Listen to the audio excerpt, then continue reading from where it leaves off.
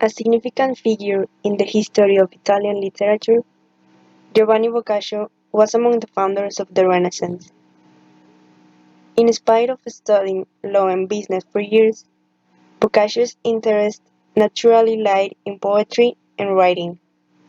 His greatest work, Decameron, has claimed fame for over 600 years and has cast an influence on other writers, for instance, Francisco Petrarch, who translated Decameron into Latin.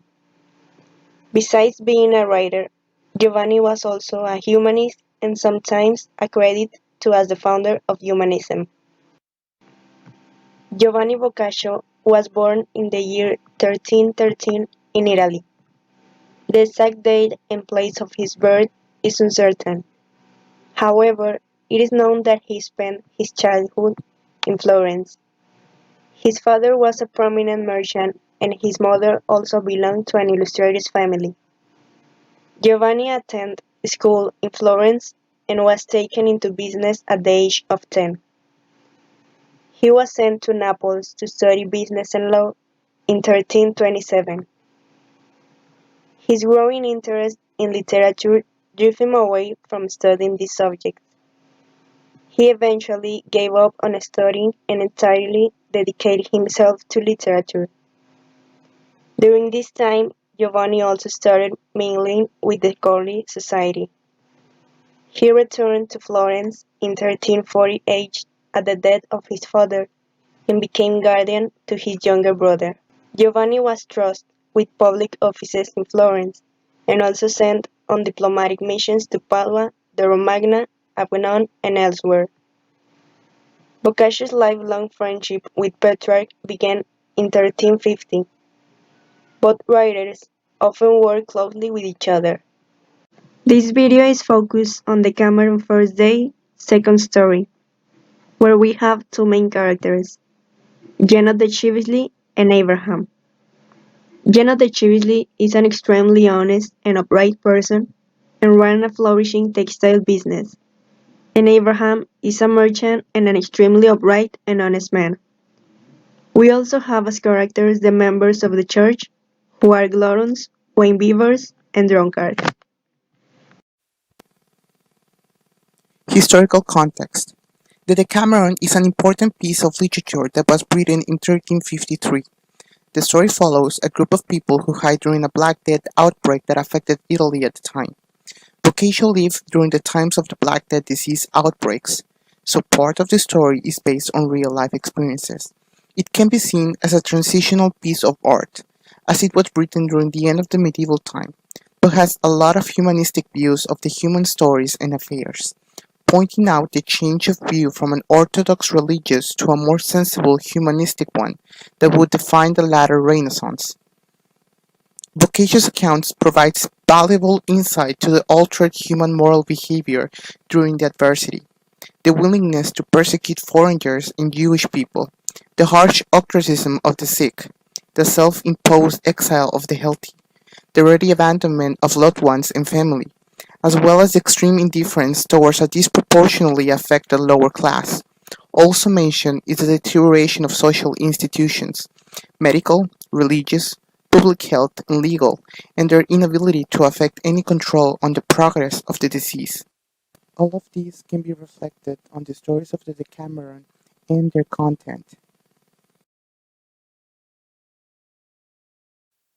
As I was once informed, there lived in Paris a great merchant, a worthy man called Gianot de Chevengy, who was extremely honest and upright and ran a flourishing textile business. He was particularly friendly with an enormously rich Jew called Abraham, who was himself a merchant and an extremely upright and honest man. In view of Abraham's honesty and integrity, Gianot began to have serious regrets that the soul of so worthy, good, and wise a man should go to its perdition because he was lacking in proper faith. So he began in an amiable manner to urge him to abandon the erroneous ways of Judaism and embrace the true Christian faith, which being sound and holy was, as he could see for himself, steadily growing and prospering, whereas in contrast his own religion was manifestly declining and coming to naught. The Jew replied that he considered no faith to be sound and holy except the Jewish. But Janet was very persistent that Abraham finally said that he was prepared to become a Christian just with one condition: that first of all, he should go to Rome and there observe the Pope, and examine his life and habits together with those of his fellow cardinals. The Jew mounted a horse and rode off with all possible speed to the court of Rome, and cautiously began to observe the behavior of the Pope, the cardinals, the other church dignitaries, and all the courtiers. He discovered that practically all of them were gluttons, wine-bibbers, and drunkards without exception. He saw that they were such a collection of rapacious money grubbers that were as ready to buy and sell human. Feeling he had seen enough, he decided to return to Paris, which he did. Jehanat, thinking nothing to be less likely than his friends should have turned Christian, came to his house, where they made a great fuss of each other. Jehanat asked him what sort of an opinion he had formed, and he answered, "A bad one! There were also stabbing laws, greed, avarice, fraud, envy, pride, and other like sins and worse, that I regret the place as a hotbed for diabolical rather than devotional activities. It seems to me that your pontiff, and all of the others too, are doing their level best to reduce the Christian religion, to note and drive it from the face of the earth. Whereas they are the very people who should be its foundation and support.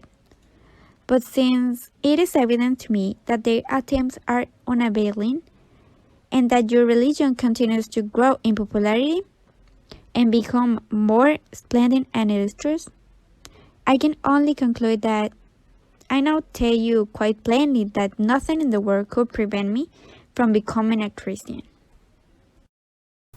When Janet, who was expecting precisely the opposite conclusion, heard him saying this, he was the happiest man that ever lived, and he went with him to Notre Dame de Paris, and asked the clergy there to baptize Abraham.